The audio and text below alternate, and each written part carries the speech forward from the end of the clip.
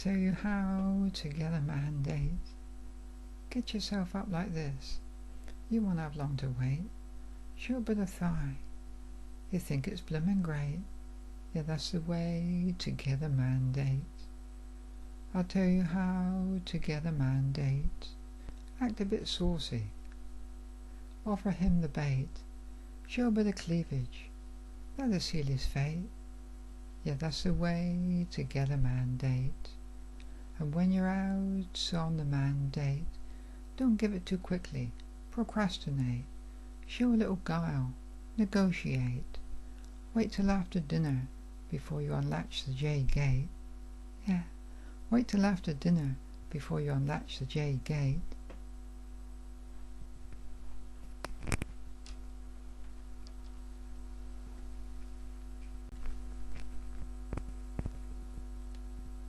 Hello dear friends. What do you think of this? It's a review of this book. Déjà Vu? Well, somebody's posted it on the internet. But it's not a book review as such. It's more of an attack on its author. Is it bloody cheek? Because as you all know, she's a sweet young thing. Anyway, I'll read you the review. See what you think. Quote, somebody called this a dark book. I won't argue with that. What I will say, though, is that its author must have a warped mind to write such filth, not to mention such dysfunctional characters. What a bunch of sexual perverts and selfish egotists. Unquote. Dear friends, it's not true. It's hogwash.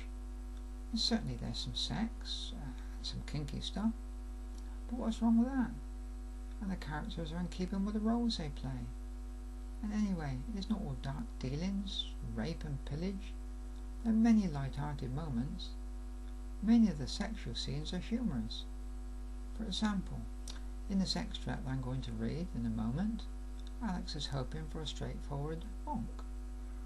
Catherine, on the other hand, has other ideas. Here goes. Bear with me, dear friends, while I find the page.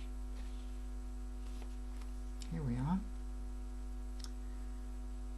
Tightening her grip, Catherine drew her hands down the shaft to his groin, held him there so that he stood out like a missile, a rocket, sitting on its launch pad, primed for its Venusian mission.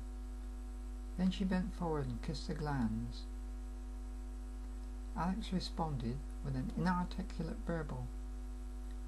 She peeked up at him mischievously, her eyes daring him to try and stop her. But his mind seemed somewhere else, his stare fixed on a star in some faraway galaxy. She knew he could scarce contain himself. Struck then with a sudden desire to redeem her earlier comeuppance, she kissed him again, lingered there for a second, tickling with her tongue, before parting her lips fully to suck his bulb slowly into her mouth. Nice. For God's sake, Kate, no, I want to. But Catherine took no notice. Licking the underbelly, as one would a gobstopper, she glanced up at him again, her eyes twinkling with wicked intention. He was now grown like a pillar, a Corinthian pillar, but she could manage. Puffing up her cheeks, she bobbed her head, once, twice, then, elongating her neck, she performed a trick that Alex had taught her. Like a man at his wit's end, Alex muttered more incoherent words in a colourful invective of exasperation. His outburst told Catherine that he was approaching his point of no return. Deep down she could sense him bubbling, like a simmering cauldron, a cauldron that wasn't far off boiling over. But she knew what to do. She had been here before.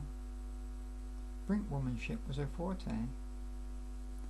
Gripping his scrotal sack in her hands, she pulled down gently, held him there, stretched and taut.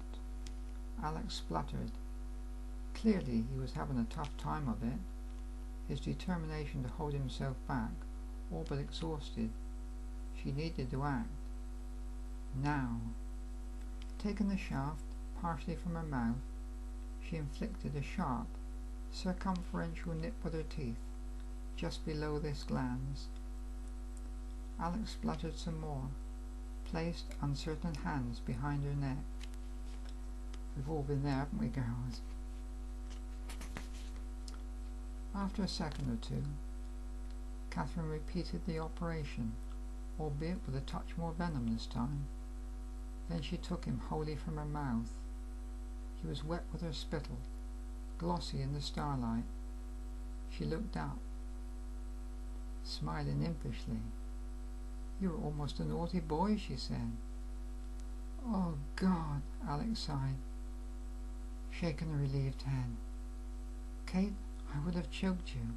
He shook his head again. "I really would." She feigned a front. "I've always managed before." "I know you have, but this is a whole new ball game."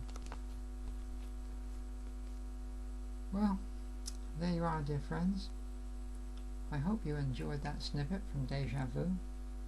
I hope, too, that I've assured you all that, even though she writes smutty books, Susan is a simple homespun girl.